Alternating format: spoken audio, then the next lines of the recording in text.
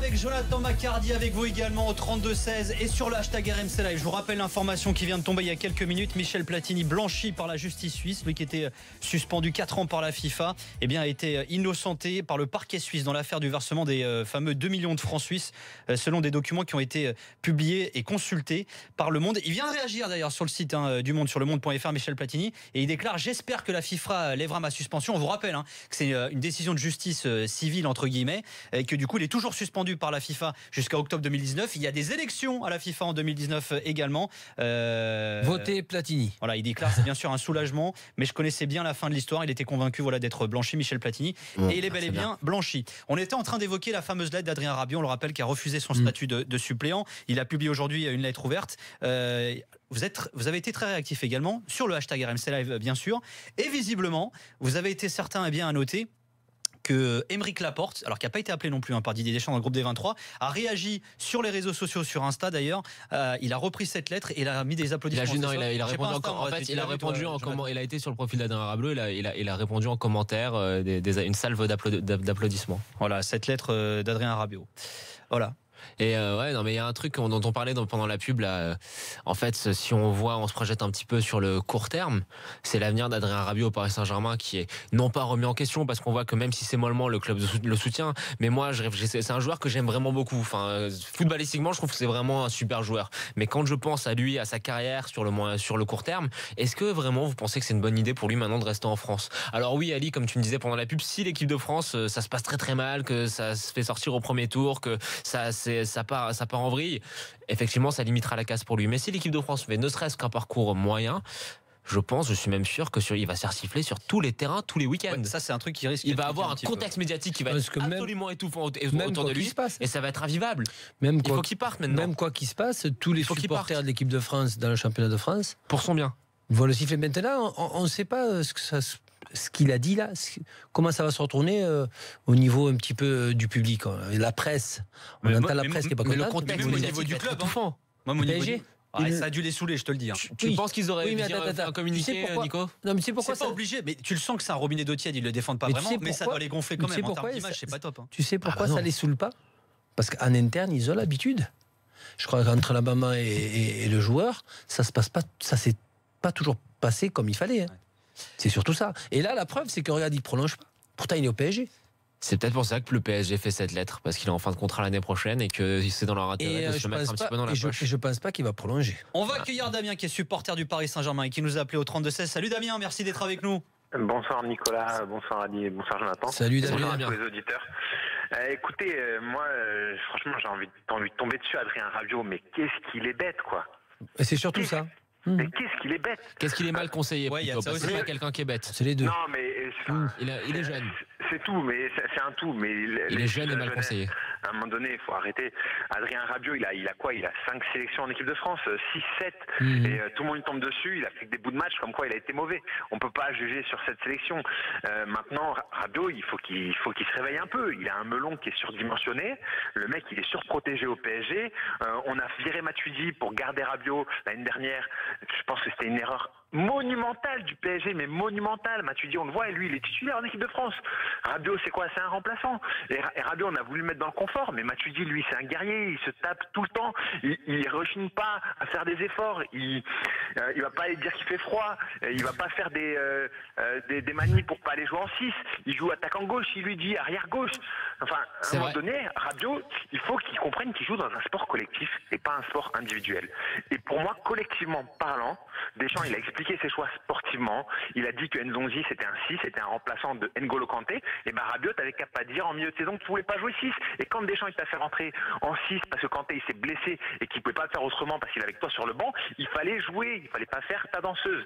Maintenant, il pleure et oui, il peut s'en vouloir que lui-même. Il n'a pas le droit de dire ce qu'il a dit. Non, alors, Damien, on peut être que d'accord avec ce que tu viens de dire, mais juste, je vais insister parce que c'est, encore une fois, quand on le connaît un tout petit peu ou qu'on a des échos sur sa personnalité, c'est pas quelqu'un qui est bête. Vraiment. Non, je pense pas. Faut vraiment pas croire ça. Il est pas bête et il est pas si imbu de sa personne que ce qu'on peut le croire. Le seul problème, c'est qu'il est très, très mal conseillé et qu'un petit peu à la manière d'un enfant, tu sais, de l'enfant roi, je pense que Nasser El Khelaifi a sa part de responsabilité dans le comportement comportement d'Adrien Rabiot et de son clan, qu'il a à chaque fois cédé à toutes les demandes du clan Rabiot et qu'il aurait peut-être fallu un petit peu plus lui taper sur les doigts. Parce que c'est pas comme ça, je suis désolé, je veux pas l'infantiliser, mais c'est pas comme ça que tu rends un enfant mature. Mais Damien, toi qui es supporter du PSG, oui. est-ce que ça te gonfle aussi pour le club? Parce que alors c'est vrai, il lui reste un an de contrat. Alors tu sais pas s'il va prolonger, mais c'est pas bon non plus pour la valeur marchande, par exemple. Un joueur international, c'est plus valorisant, puis un joueur qui fait pas de vagues aussi, finalement. Aussi, oui et non, parce que finalement, il faut vraiment dissocier le club de l'international. Et Rabiot, malgré tout, il a fait des très bonnes performances cette année. Par contre, je pense que c'est dommage, parce que l'année dernière, on l'aurait sûrement vendu 50-60 millions. Là, il va peut-être descendre à 40-45. Mais c'est pas dû au bleu, hein, Damien, c'est juste dû au nombre d'années de contrat. Ouais, c'est ça, au nombre d'années de contrat, comme il n'a pas renouvelé, etc. Voilà, franchement, non, je pense pas qu'il aurait perdu de talent de marchand. Et puis, il y a des entraîneurs qui vont aimer ce côté caractériel, un peu, qui se rebelle, etc., qui montre qu'il a un peu de caractère quand même, Rabiot. Non, je pense pas que ça va forcément nuire à sa carrière. Pour moi, il doit partir du PSG, ça c'est une certitude. Pour son bien. Pour son bien, oui. Et pour le bien du club, pour les deux. Pour les deux, parce que malgré tout, Rabiot, je pense pas qu'il ait vraiment la mentalité qu'il faut au PSG pour franchir un cap. Damien, je te coupe encore, mais je pense même pas que c'est ça. Je pense juste que c'est pas une question de mentalité. Il a besoin de sortir de son cocon, en fait. Tout simplement. On a besoin de rompre le cordon ombilical. Il est trop dans le confort. Il faut qu'il se mette un petit peu en danger. Puisque vous parlez de ça, il y a une réaction de Cass sur le hashtag RMC Live qui dit: accuser l'entourage de Rabiot ou Nasser n'est pas valide, il assume. C'est vrai qu'il termine sa lettre en disant ça. Hein. C'est lui qui a rédigé la lettre. On retrouve exactement. Non, mais bon, voilà. Au niveau du caractère, on retrouve exactement ce caractère de joueur français qu'il va falloir attendre qu'il parte à l'étranger encore une fois. On l'a tellement vu. Pour se rendre compte de se faire un petit peu écraser, hein, et qu'à la fin, c'est le travail qui compte, c'est ce que tu montres sur le terrain et non pas les paroles.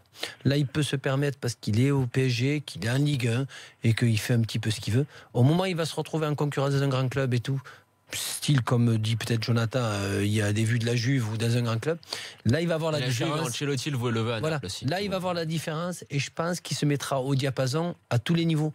Quand tu veux faire carrière, c'est exprime-toi surtout sur le terrain et non pas en dehors, c'est ce qui fait les grands joueurs. Exactement. Et en plus, je pense, c'est pas paradoxal du tout, mais je pense qu'il a la force de caractère suffisante pour justement tirer très grande partie du fait d'aller à l'étranger, de plus se retrouver dans ce confort-là. Je pense que d'être confronté à de la difficulté, à de la concurrence, à ce qu'on arrête de lui tirer les pompes, ça peut que lui faire. Parce que là, au milieu de terrain, il n'avait pas de concurrence. Il était dans le confort absolu. Aucune concurrence. Dans le confort absolu.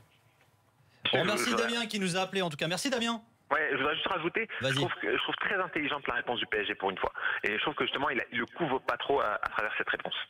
Merci Damien, en tout cas. À bientôt, merci Damien. Salut, ciao, bonne soirée. On va écouter Steve Mandanda. Alors, il avait réagi, Steve Mandanda, en conférence de presse, mais c'était avant que cette lettre ouverte de Rabiot soit publiée. C'est intéressant de voir comment ils réagissent ceux qui ont été convoqués, justement. Écoutez-le, Steve Mandanda. Pour la plupart, moi y compris, je l'aurais pas fait.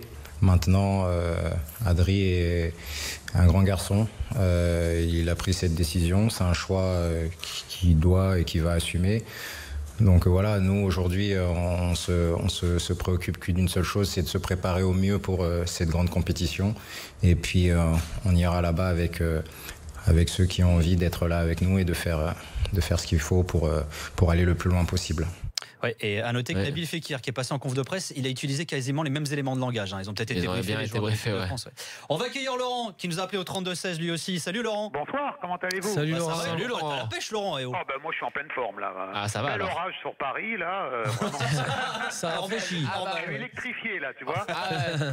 En rentrant de l'Arquet là, j'étais en Harley, je me suis pris l'orage, j'ai fait avoir 3 accidents. Il était pas mal. Ah non mais c'était la tempête. C'était bien. Mec, tout ça pour dire qu'il roule en Harley. Pas du tout. Mais tout le monde le sait en plus. C'est ma photo publiée sur Twitter. C'est connu. Il est bon Laurent. Non c'est pas ça, c'est pas. Alors Laurent, comment t'as réagi toi à cette lettre ouverte d'Adrien Rabiot? Moi j'ai réagi. Je pensais justement aux qualités qu'il faut pour être un sportif de très haut niveau, ce qu'aspirent à tous les joueurs évidemment de l'équipe de France. Moi, ça me semble être la lucidité et ça qui permet notamment de se remettre en question. Si t'es pas lucide, c'est dur d'aller au plus haut niveau.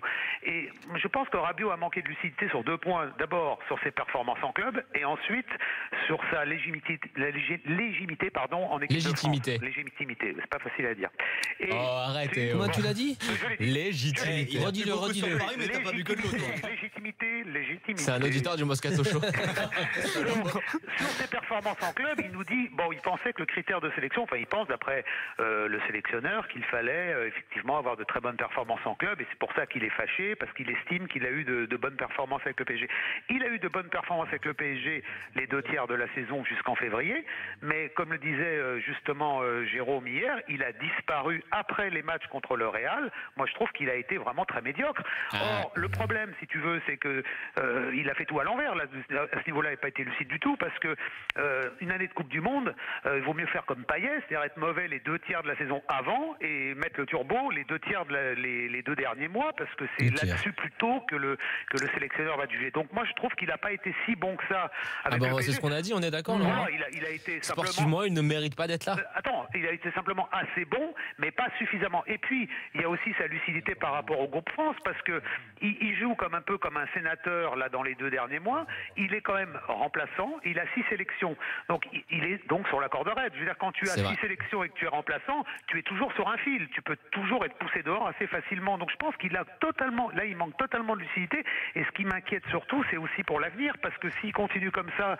alors il y a l'entourage qui doit pas l'aider beaucoup, mais il a l'air quand même assez buté sur ça, et il n'est pas lucide sur ses propres performances. C'est surtout ça qui est inquiétant. Voilà, moi je trouve que c'est le plus inquiétant, c'est son manque de lucidité en fait. Et attends juste, Laurent, c'est qu'on va faire comme dans Moscato. Redis-le, légitimité. Légitimité. Voilà. Bonne soirée, Laurent. Merci. Allez, bonne soirée. Merci, Laurent. Tiens, on va accueillir Benita, qui lui veut défendre Adrien Rabiot. Salut Benita, bienvenue à toi dans l'after. Bonjour à tous. Salut Benita. Sympa comme prénom, Benita, c'est quoi comme origine? Romain? Non, c'est un peu italien, ouais. J'allais dire albanais, tu vois. J'ai failli dire une connerie, tu vois. Et du coup, bonjour à tous. Alors en gros, je voulais défendre Adrien Rabiot dans le sens où, je sais pas si vous êtes d'accord avec moi, dans le football, on demande souvent aux joueurs d'être assez réfléchis sur ce qu'ils veulent, sur ce qu'ils disent, d'être assez posés, etc. Et moi, ce que j'ai aimé, c'est que peut-être que ça n'a pas été totalement irréfléchi, c'est-à-dire que lui, il a parlé avec son cœur, il s'est dit ouais, je m'en fous des conséquences que ça peut engranger, j'ai des trucs à dire. Et je pense qu'Ali, il disait un petit peu ça, dans le sens où j'ai envie de parler. Ça te plaît? Et j'ai besoin il a dit le fond. En fait, si c'est avec le cœur, c'est pas réfléchi, du coup, Benita. Non, mais il a dit avec le fond. Mais alors, vérité. je vois exactement. Mais les arguments sont pas forcément bons, c'est pas réfléchi. C'est pas une question là d'argument. où il veut en venir, Benita. C'est le fond. C'est l'image du footballeur un peu écorché vif qui fait pas de langue de bois. Attends, c'est lui ce qu'il vient de dire. Mais non.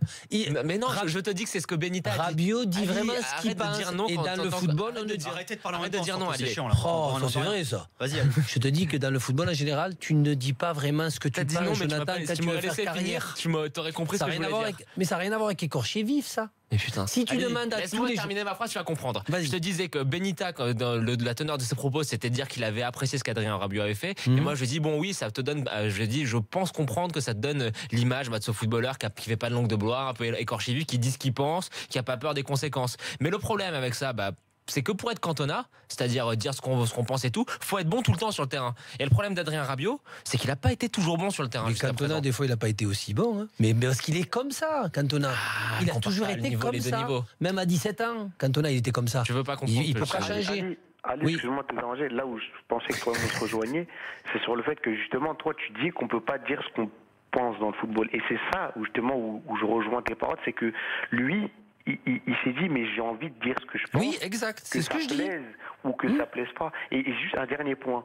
Quand on en fait, est-ce que quand t'as monsieur Neymar qui pleure parce qu'il veut pas aller aux séances d'entraînement, ou quand t'as lui qui fait des siennes, ou quand t'as lui qui veut pas jouer des matchs et tout, c'est tout aussi irrespectueux pour un club. C'est tout aussi. Oui, mais c'est pas comparable. Et c'est plus hypocrite. Non, mais c'est pas comparable. Tu ne peux pas comparer Neymar, Messi, Ronaldo et Rabiot. Tu me rejoins sur ce que j'ai dit. Ce qui est la différence, c'est le niveau sur le terrain. Pour se permettre de l'ouvrir, il faut avoir un niveau qui soit quand même. Il parle de comportement, Ali. Ça veut dire quoi que les grands joueurs, ils ont un passe-droit? C'est ce que dit Benita. C'est exactement ça, Nico. Mais c'est vrai, Benita, pourquoi chercher un rôle? Les grands joueurs ont un passe-droit et ça a toujours été comme ça. C'est donc, qu'est-ce qui donne le passe-droit? C'est le niveau de performance. C'est pas parce que c'est comme ça que c'est bien. J'ai jamais dit que c'était bien. T'as raison, Benita. Benita, j'ai pas dit que c'était bien. Et quand je dis, moi, que le joueur, s'il veut faire carrière, il ne peut pas dire tout. Il ne peut pas dire la vérité. Sinon, regarde Rabiot, il va se faire griller progressivement. On remercie Benita qui nous a appelé au 32. Salut Merci Benita. Une petite info de Saber Défense. Sachez qu'Ousmane Dembélé est de retour, a repris l'entraînement collectif aujourd'hui avec l'équipe de France. Tiens, Benita, ne raccroche pas. Ce week-end dans l'After, on vous offre ça. La biographie de Cristiano Ronaldo par Guillaume Balaguer. Voilà, c'est aux éditions Hugo Sport. Tu raccroches pas, Benita. Le Standard va filer ça. Communautariste. Non, en fait, c'est parce que j'ai fait la post-face. C'est encore pire. Il prend du blé là-dessus, il fait sa promo, le mec. Bon, allez, nous, on se retrouve dans quelques instants avec Fred Hermel et Philippe Auclair parce que demain, il y a la finale de la Ligue des Champions. À tout de suite. Malin.